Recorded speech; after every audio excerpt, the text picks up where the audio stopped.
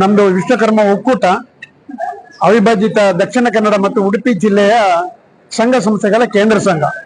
ಈಗ ಈ ಪುತ್ತೂರಲ್ಲಿ ಈ ನಡೆದಂತ ಘಟನೆಯ ವಿಚಾರದಲ್ಲಿ ಈಗಾಗಲೇ ಕೆಲವು ಬೆಳವಣಿಗೆಗಳು ಆಗಿದ್ದಾವೆ. ಸಂತ್ರಸ್ತೆಯ ಮನೆಯವರು ಕಂಪ್ಲೇಂಟ್ ಕೊಟ್ಟು ಅದು ಪೊಲೀಸ್ ಸ್ಟೇಷನ್ ನಲ್ಲಿ FIR ಆಗಿ ಕಡೆಗೆ ಅವರೊಳಗೆ ಹೊಂದಾಣಿಕೆಯಾಗಿ ಇತ್ಯರ್ಥ ಆಗುವ ಸಂದರ್ಭದಲ್ಲಿ ಒಂದು ಮುಚ್ಚಳಿಕೆಯನ್ನು ಬರೆಸಿಕೊಟ್ಟಿದ್ರು. ಅದರ ಪ್ರಕಾರ ಅವರು ಮದುವೆ ಮಾಡಿಸಿಕೊಡ್ತಾರೆ ಅಂತ ಹೇಳಿಕೊಂಡು ಎರಡು ಕಡೆಯವರು ಹಿರಿಯರು ಇದ್ದು ಒಪ್ಪಿಕೊಂಡಿದ್ದಾರೆ, ಅಲ್ಲಿ ಬರೆದು ಕೊಟ್ಟಿದ್ದಾರೆ. ಸೊ ಅದು ಆಗದೆ ಇರುವ ಕಾರಣ ಈಗ ಅವಳು ಡೆಲಿವರಿ ಆಗಿದ್ದಾಳೆ. ಆ ನಂತರದಲ್ಲಿ ಆ ಹುಡುಗ ಮದುವೆ ಆಗುವುದಿಲ್ಲ ಎನ್ನುವಂತ ಒಂದು ಸುದ್ದಿ ಬಂದ ಮೇಲೆ ಇದೆಲ್ಲ ಬೆಳವಣಿಗೆಗಳಾಗಿದ್ದಾವೆ. ಅಷ್ಟವರೆಗೆ ಯಾರಿಗೂ ಕೂಡ ಅದಲ್ಲಿ ಯಾಕೆಳಿದ್ರೆ ಅದು ಎರಡು ಕುಟುಂಬದವರ ಮರ್ಯಾದೆ ಪ್ರಶ್ನೆ ಸಹ ಉಂಟಲ್ಲಿ, ಹಾಗಾಗಿ ಅಲ್ಲಿ ಇಂಟರ್ಫಿಯರ್ ಆಗಿರ್ಲಿಲ್ಲ. ಆದ್ರೆ ಈಗ ಹುಡುಗ ಉಲ್ಟಾ ನಿಂತದ್ರಿಂದ ಏನು ಮುಚ್ಚಳಿಕೆ ಬರೆದು ಕೊಟ್ಟಿದ್ದಾರೆ ಅದಕ್ಕೆ ವಿರುದ್ಧವಾಗಿ ಎಲ್ಲ ನಡೀತಾ ಇರೋದ್ರಿಂದ ಈಗ ಅದರಲ್ಲಿ ಬೇರೆ ಬೇರೆ ರೀತಿಯಲ್ಲಿ ಅದು ಹಣಬಲ, ಜನಬಲ, ಜಾತಿ ಬಲ, ರಾಜಕೀಯ ಇನ್ನೆಲ್ಲ ಬರ್ಬೋದು. ಆದ್ರೆ ಇಲ್ಲಿ ವಿಶ್ವಕರ್ಮ ಸಮಾಜದ ಒಂದು ಹುಡುಗಿಗೆ ಅನ್ಯಾಯ ಆಗಿದೆ. ತಪ್ಪು ಯಾರದು ಏನೇ ಆಗಿರ್ಬೋದು. ಆದ್ರೆ ಈಗ ನಮ್ಗೆ ಬೇಕಾಗಿರೋದು ಆ ಹುಡುಗಿಗೆ ನ್ಯಾಯ. ಪೊಲೀಸ್ ಸ್ಟೇಷನ್ ಅಲ್ಲಿ ಏನು ಬರೆದು ಕೊಟ್ಟಿದ್ದಾರೆ ಆ ಮುಚ್ಚಳಿಕೆಯ ರೀತಿಯಲ್ಲಿ ಅದು ಎಕ್ಸಿಕ್ಯೂಟ್ ಆಗ್ಬೇಕು, ಅನುಷ್ಠಾನ ಆಗ್ಬೇಕು ಅಂತ ಹೇಳುವಂಥದ್ದು ನಮ್ಮ ಮೊದಲ ಬೇಡಿಕೆ. ಆ ನಂತರದಲ್ಲಿ ಅವ್ರದ್ದು ಈಗ ಏನು ನಾವು ಸಂತ್ರಸ್ತೆಯ ಅವರ ಮನೆಯವರದ್ದು ಏನು ಅಹವಾಲುಗಳಿದೆ ಅವರ ಅಭಿಪ್ರಾಯವನ್ನು ತಕೊಂಡು ಮತ್ತೆ ಇಲ್ಲಿಯ ವಿಶ್ವಕರ್ಮ ಸಂಘ ಸಂಸ್ಥೆಗಳ ಎಲ್ಲರನ್ನ ವಿಶ್ವಾಸಕ್ಕೆ ತಕೊಂಡು ನಾವು ಮುಂದಿನ ಹೆಜ್ಜೆಯನ್ನ ಇಡಬೇಕಂತ ಇದ್ದೇವೆ. ಕಾನೂನು ಹೋರಾಟಕ್ಕೆ ಬಂದಾಗ ನಾವು ಏನು ತೀರ್ಮಾನ ಮಾಡ್ತೇವೋ ಅಲ್ಲಿ ಹುಡುಗಿಗೆ ಅನ್ಯಾಯ, ಹುಡುಗಿಯ ಕುಟುಂಬಕ್ಕೂ ಅನ್ಯಾಯ ಆಗದ ರೀತಿಯಲ್ಲಿ ನಾವು ಮುಂದಿನ ಕಾರ್ಯಕ್ರಮವನ್ನು ತಗೊಳ್ಬೇಕಂತ ನಿರ್ಧಾರ ಮಾಡಿದ್ದೇವೆ. ನಾನು ಮಧು ಆಚಾರ್ಯ ಮುಲ್ಕಿ, ವಿಶ್ವಕರ್ಮ ಒಕ್ಕೂಟ ಅವಿಭಾಜಿತ ದಕ್ಷಿಣ ಕನ್ನಡ ಜಿಲ್ಲೆ ಮತ್ತು ಉಡುಪಿ ಜಿಲ್ಲೆಯ ಅಧ್ಯಕ್ಷ.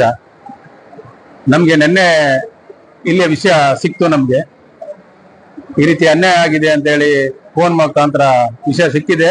ನಾವು ನಿನ್ನೆ ಕಾರ್ಯಪ್ರವೃತ್ತರಾಗಿದ್ದೇವೆ ನಾವೆಲ್ಲರೂ. ನಿನ್ನೆ ನಮ್ಗೆ ಗೊತ್ತಾಯ್ತು ಇದು ಸಂಜೆ ಹೊತ್ತಿಗೆ ಒಂದು ಅಂದಾಜು ಸಿಕ್ಕಿತ್ತು. ಯಾಕಂದ್ರೆ ನಮ್ಮಲ್ಲಿ ಈ ಪುತ್ತೂರು ಭಾಗ ಅಂತ ಹೇಳಿದ್ರೇನೆ ಈ ದಕ್ಷಿಣ ಕನ್ನಡ ಜಿಲ್ಲೆಯಲ್ಲಿ ಎಲ್ಲದರಲ್ಲೂ ಹಿಂದೂಗಳಿಗೆ ಅನ್ಯಾಯ ಆಗದೆ ಇರುವಂತಹ ಜಾಗ ಅನ್ನೋದು ಎಲ್ಲರಿಗೂ ಗೊತ್ತಿದ್ದ ವಿಷಯ. ಆದ್ರೆ ನಮ್ಮ ಒಂದು ವಿಶ್ವಕರ್ಮ ಮಹಿಳೆಗೆ, ಸಂತ್ರಸ್ತೆಗೆ ಈ ರೀತಿ ಅನ್ಯಾಯ ಆಗಿರೋದು ಬಹಳ ಬೇಸರ ಸಂಗತಿ. ಯಾಕೆಂದ್ರೆ ನಮ್ಮ ಸಂಘ ಪರಿವಾರ ಇರ್ಬೋದು, ನಮ್ಮ ಹಿಂದೂ ಸಂಘಟನೆಗಳಿರ್ಬೋದು, ಪಕ್ಷಗಳಿರ್ಬೋದು, ಹಿಂದೂ ಬಿಜೆಪಿ ಪಕ್ಷ ಇರ್ಬೋದು, ನಮ್ಮಲ್ಲಿ ಹೆಚ್ಚಿನ ಜನಸಂಖ್ಯೆಯವರು ನಮ್ಮವರು ಯಾವ ಪಕ್ಷಗಳಿದ್ದಾರೆ ಅಂತ ಹೇಳಿ ಎಲ್ಲರಿಗೂ ಗೊತ್ತಿರೋದಂತ ವಿಷಯ. ಆದ್ರೆ ಅಂತವ್ರಿಗೆ ಈ ರೀತಿ ಅನ್ಯಾಯ ಆದಾಗ ಸಂಘ ಸಂಸ್ಥೆ ಮುಖಂಡರು, ಸಂಘಟನೆಯವರು ಎಲ್ಲರೂ ಕಣ್ಣು ಮುಚ್ಚಿ ಕೂತ್ಕೊಂಡಿದ್ದಾರೆ ಅನ್ನೋದು ಬಹಳ ಬೇಸರದ ಸಂಗತಿ. ಏನು ಇದ್ರ ಬಗ್ಗೆ ಏನು ಯಾರು ಚಕಾರ ಆಗ್ತಾ ಇಲ್ಲ, ಯಾವ್ದ್ರ ಬಗ್ಗೆನೂ ಏನು ಮಾತಾಡ್ತಾ ಇಲ್ಲ. ನಾನು ಕೆಲವರ ಹತ್ರ ಮಾತಾಡುವಾಗ ಸ್ವಲ್ಪ ಹಾರಿಕೆ ಉತ್ತರ ನಮ್ಗೆ ಗೊತ್ತೇ ಇಲ್ಲ ಅನ್ನುವಂತ, ಅಲ್ಲಿಂದ ಅಲ್ಲಿ ಸರಿ ಮಾಡ್ಬೋದು, ಏನೋ ಆಗ್ಬೋದು, ಅಲ್ಲ ಹಣ ಕೊಟ್ಟು ಸರಿ ಮಾಡ್ಬೋದು ಅಂತ ನೆನೆ ಸಂತ್ರಸ್ತೇನೋ ಹೇಳಿದ್ದಾರೆ. ಹಣ ಕೊಟ್ಟು ಸರಿ ಮಾಡಬಹುದು ಅದನ್ನುವಂತ 10 ಲಕ್ಷ ಆಮಿಷ ಒಡ್ಡಿದ್ದಾರೆ ಅಂತ ಹೇಳಿ ಅದು ಬಂದಿದೆ.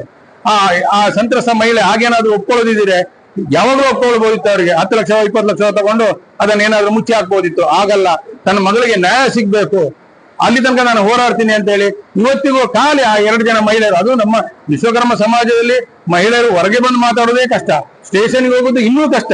ಸ್ಟೇಷನ್ ಒಂದು ಹೆದರಿಕೆ, ಕೋರ್ಟ್ ಒಂದು ಹೆದರಿಕೆ. ಅಂತ ಸಂದರ್ಭದಲ್ಲಿ ತನ್ನ ಮಗಳಿಗೋಸ್ಕರ ತನ್ನ ಜೀವಭಯವನ್ನು ತೊರೆದು ಅವ್ರು ಬಂದು ಎದುರು ನಿಂತು ಅಲ್ಲಿ ಪ್ರೆಸ್ ಮೀಟ್ ಅಲ್ಲಿ ನಿಮ್ಮ ಮುಂದೆ ಎಲ್ಲ ಹೇಳಿದ್ದಾರೆ ಅಂತಂದ್ರೆ ನಿಜಕ್ಕೂ ಬೇಸರ ಸಂಗತಿ ಇದು. ಆದ್ರೂ ನಮ್ಮ ಸ್ಥಳೀಯ ಶಾಸಕರು ಅವ್ರ ಎದುರಿಗೆ ಒಂದು ಸಂಧಾನ ಆಗಿದೆ. ಅವರೇ ಹೇಳಿದ್ದಾರೆ, ಯಾರು ಬಿಜೆಪಿ ಮುಖಂಡ ಜಗನ್ನಾಥ ರಾವ್ ಅವರ ಮಗ ಮಾಡಿರೋದು, ಅವರೇ ಅವರಿಗೆ ಫೋನ್ ಕೊಟ್ಟು ಸಂತ್ರಸ್ತ ಮಹಿಳೆ ತಾಯಿಯೊಟ್ಟಿಗೆ ಮಾತಾಡಿದ್ದಾರೆ. ಏನಂತ ಹೇಳಿ, ನೀವು ಇದು ಕೋರ್ಟ್ ಕೇಸ್ ಅಲ್ಲ, ಕೇಸ್ ಬೇಡ, ನೀವು ಕೇಸನ್ನು ಹಿಂದೆ ತೆಗೀರಿ, ಒಂದು ಒಳ್ಳೆ ರೀತಿಯಲ್ಲಿ ಮುಗಿಯೋದಿದ್ರೆ ಮುಗಿಲಿ, ಸಂತೋಷ, ಒಳ್ಳೆ ವಿಷಯ ಅದು. ಕೇಸ್ ಮಾಡಿ ಏನು ಪ್ರಯೋಜನ ಇಲ್ಲ, ಏನು ಆಗುದು ಏನೂ ಇಲ್ಲ ಕೇಸ್ ಮಾಡಿ. ಆದ್ರೆ ಎಲ್ಲವೂ ಆದ್ಮೇಲೆ ಈಗ ನಾನು ಮದುವೆ ಆಗುದಿಲ್ಲ, ನಾನು ಊರಿನಲ್ಲಿ ಇರುವುದಿಲ್ಲ ಅಂತ ಹೇಳಿ ತಲೆ ಮರೆಸ್ಕೊಂಡು ಹೋಗಿದ್ದಾನೆ ಅಂದ್ರೆ ಬಾರಿ ಬೇಜಾರು ಸಂಗತಿ. ಇದಕ್ಕೆ ನಮ್ಮ ಶಾಸಕರ ಮುಂದಾಳತ್ವದಲ್ಲಿ ಈ ಕೆಲಸ ಆಗ್ಬೇಕು. ಆ ಮಹಿಳೆ, ಸಂತ್ರಸ್ತ ಮಹಿಳೆಗೆ ನ್ಯಾಯ ಸಿಗ್ಬೇಕು, ಖಂಡಿತವಾಗಿ ನ್ಯಾಯ ಸಿಗ್ಬೇಕು ಆ ಮಹಿಳೆಗೆ. ಯಾಕಂದ್ರೆ ಅವರೇ ಎದುರು ನಿಲ್ಬೇಕು, ನಮ್ಮ ಶಾಸಕರ ಎದುರು ನಿಲ್ಬೇಕು. ಯಾಕಂದ್ರೆ ಶಾಸಕರ ಮುಖಾಂತರವೇ ಅದು ಸಂಧಾನ ಆಗಿದೆ ಅಂತ ಹೇಳಿ. ಯಾಕಂದ್ರೆ ಅವರು ಹೇಳಿದ ನಂತರ ಅವರು ಒಪ್ಪಿದ್ದಾರೆ, ಶಾಸಕರು ಅಂದ್ರೆ ಬಲವಂತವಾಗಿ ಏನು ಹೇಳಿಲ್ಲ, ಅವ್ರು ಹೇಳಿದ್ರು ಅಂದ್ರೆ ಯಾರಿಗೇ ಆಗ್ಲಿ ಒಬ್ಬ ಮುಖಂಡ ಹೇಳುವಾಗ ನಮ್ಮ MLA ಸಾಹೇಬರು ಹೇಳ್ತಾ ಇದ್ದಾರೆ ನಮ್ಗೆ ನ್ಯಾಯ ಸಿಗ್ತದೆ ಅನ್ನೋ ಒಂದು ಮನಸ್ಸಲ್ಲಿ ಅವರು ಸಹ ಒಪ್ಪಿ ಕೇಸನ್ನು ಹಿಂದೆ ತೆಗ್ದಾರೆ. ಬೇರೆ ಯಾರು ಹೇಳಿದ್ರು, ಸಾಮಾನ್ಯ ಮನುಷ್ಯ ಹೇಳಿದ್ರೆ ಹಿಂದೆ ತೆಗ್ತಾ ಇರಲಿಲ್ಲ. ಅಂದ್ರೆ ನಮ್ಮ MLA ಅವರೇ ಹೇಳಿದ್ದಾರೆ, ಹಾಗಾಗಿ ಅವರು ಹಿಂದೆ ತೆಗೆದಿದ್ದಾರೆ. ಈಗ ಇದನ್ನು MLA ಅವರು ಖಂಡಿತ ನಮಗೆ ಭರವಸೆ ಇದೆ, MLA ಅವರು ನಮಗೆ ಮೋಸ ಮಾಡಲ್ಲ, ನಮ್ಮ ಸಮಾಜಕ್ಕೆ ಯಾವತ್ತೂ ಅನ್ಯಾಯ ಮಾಡಲಿಲ್ಲ, ನಮ್ಮ ಸಮಾಜದ ಬೆನ್ನಿಂದ ಅವರು ಇದ್ದಾರೆ ನಮ್ಮೊಟ್ಟಿಗೆ. ಹಾಗಾಗಿ ಅವರೇ ಮುಂದೆ ನಿಂತು ಇದನ್ನು ಸರಿ ಮಾಡಬೇಕು, ನ್ಯಾಯ ಸಿಗ್ಬೇಕು. ಅದಲ್ಲದೆ ನಾನು ಪೊಲೀಸ್ ಇಲಾಖೆಯವರೆಗೂ ಹೇಳ್ತೇನೆ, ಏನಂತ ಅಂದ್ರೆ FIR ಆಗಿ ಇಷ್ಟು ದಿನ ಆಯ್ತು, ಇನ್ನೂ ಸಹ ಆರೋಪಿಯನ್ನು ಅರೆಸ್ಟ್ ಮಾಡ್ಲಿಲ್ಲ. ಸಣ್ಣ ಪುಟ್ಟ ಜಗಳ ಆಗಿ ಯಾರಿಗೂ ಒಂದು ಸಣ್ಣ ಪೆಟ್ಟಾದ್ರೂ ಅವನನ್ನು ಒಂದು ರಾತ್ರಿ ಒಳಗೆ ಹೇಳ್ಕೊಂಡು ಬರ್ತಾರೆ, ಮನೆಗೆ ನುಗ್ಗಿ ಹೇಳ್ಕೊಂಡು ಬರ್ತಾರೆ. ಇವನನ್ನ ಯಾಕೆ ಹೇಳ್ಕೊಂಡು ಬರ್ಲಿಕ್ಕೆ ಆಗಿಲ್ಲ? ಅಷ್ಟು ಒತ್ತಡ ನಿಮ್ಗೇನಿದೆ? ನಾನು SP ಸಾಹೇಬರಲ್ಲಿ ಕೇಳ್ತೇನೆ, ನಾನು ನಿಮ್ಗೇನ್ ಸ್ವಾಮಿ ಇಷ್ಟು ಒತ್ತಡ ಇದೆ?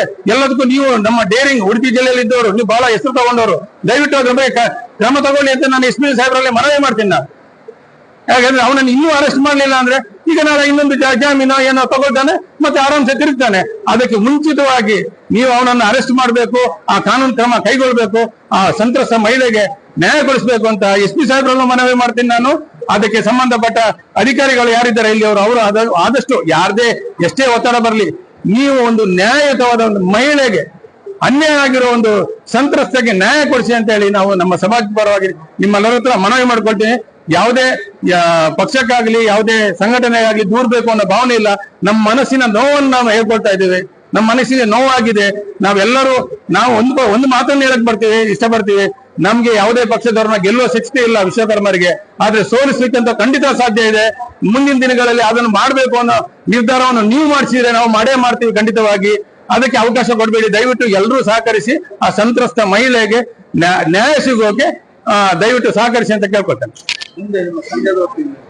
ಮುಂದೆ ನಮ್ಮ ಸಂಘದ ವತಿಯಿಂದ ಅಂತಂದ್ರೆ ನಾವು ವಿಶ್ವಕರ್ಮ ಒಕ್ಕೂಟ 2 ಡಿಸ್ಟಿಕ್ ಕೇಂದ್ರ ಸಂಸ್ಥೆ, ಎಲ್ಲಾ ಸಂಘ ಸಂಸ್ಥೆ ಕೇಂದ್ರ ಸಂಸ್ಥೆ ಆಗಿರ್ತದೆ.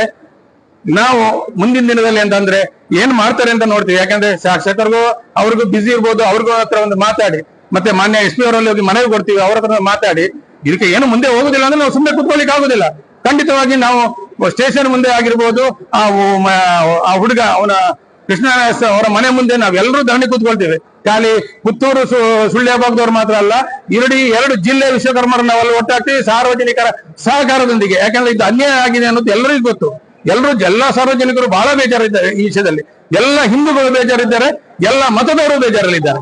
ಇದನ್ನು ಯಾಕೆ ಹೀಗೆ ಬಿಟ್ಟಿದ್ದಾರೆ ಅಂತ ಹೇಳಿ ನಿಮ್ಗೆ ಗೊತ್ತಿರ್ಬೋದು. ನಿಮ್ ಪ್ರೆಸ್ ಮೀಟ್ ಅಲ್ಲಿ ಎಲ್ಲರೂ ಮಾತಾಡಿದ್ದಾರೆ. ಈ ಅನ್ಯಾಯ ಅಷ್ಟು ದೊಡ್ಡ ಅನ್ಯಾಯ ಆಗಿದೆ. ಹಾಗಾಗಿ ಇದಕ್ಕೆ ಯಾವುದೇ ಇದಿಲ್ಲ, ಅವನಿಗೆ ಕ್ಷಮೆ ಇಲ್ಲ. ಹಾಗಾಗಿ ಈ ಹೋರಾಟವನ್ನು ನಾವು ಖಂಡಿತ ಮಾಡ್ತೀವಿ. ಅದಕ್ಕೆ ಅವಕಾಶ ಮಾಡಿ ಕೊಡುದಿಲ್ಲ ಮಾನ್ಯ SP ಅವರು ಮತ್ತೆ MLA ಅವರು ಅಂತ ನಾವು ಭಾವಿಸಿದ್ದೀವಿ. ಆ ಸರ್ಕಾರದ ಬಗ್ಗೆನೂ ನಾವು ಹಾಗೆ ತಿಳ್ಕೊಂಡಿದ್ದೀವಿ. That's my gadget. Let's go have some fun then.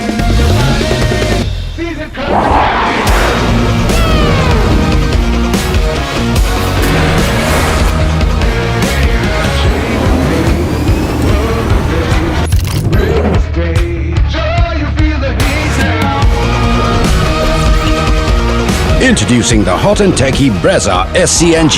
Cool new SCNG tech for a cool new generation.